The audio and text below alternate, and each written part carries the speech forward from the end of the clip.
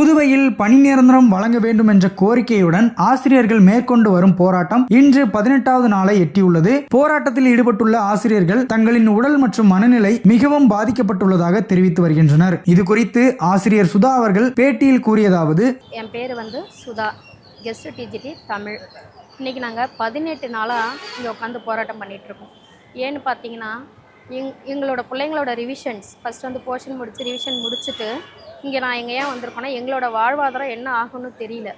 March 31க்கு அப்புறம் என்ன ஆகும்னு தெரியாமல் நாங்கள் உட்காந்துருக்கோம்.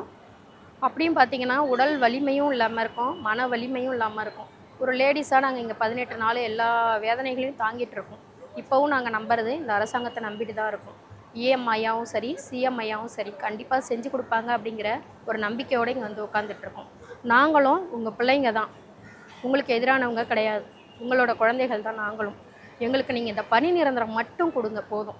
இந்த பணி நீட்டிப்பு அப்படின்னு சொல்லி இப்போ அமைச்சரவையில், அதாவது கேபினெட் குழு கூட்டத்தில் சொல்லியிருக்காங்க.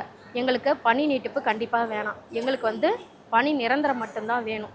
ஏன்னு கேட்டிங்கன்னா, பணி நீட்டிப்பு அப்படிங்கிறது எப்படி இருக்குதுன்னு கேட்டிங்கன்னா, சாகிற நாள் தெரிஞ்சிட்டா வாழற நாள் மிகவும் கொடுமையானதாக இருக்கும்னு சொல்லி நம்ம கேள்விப்பட்டிருக்கோம்.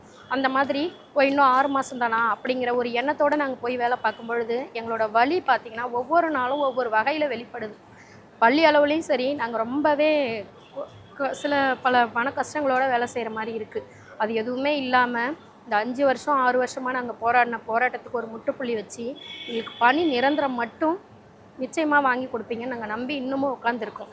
இன்னும் ஒரு 2 வாரத்துக்குள்ளே எங்களுக்கு இந்த நல்லது நடக்கும் அப்படிங்கிறது உண்மையிலே உங்களை நாங்கள் நம்பிட்டுருக்கோம். இந்த அரசு எங்களுக்கு பணி நிரந்தரத்தோடு தான் வீட்டுக்கு அனுப்போம் நாங்கள் நம்பிட்டுருக்கோம். ஏன்னா நாங்கள் உங்களோட குழந்தைகள், எங்களுக்கு நீங்கள் தான் வழி காட்டணும். வேறு யாரும் எங்களுக்கு செய்கிறதுக்கு இல்லை. எங்களுக்கு செஞ்சு கொடுங்க. நன்றி.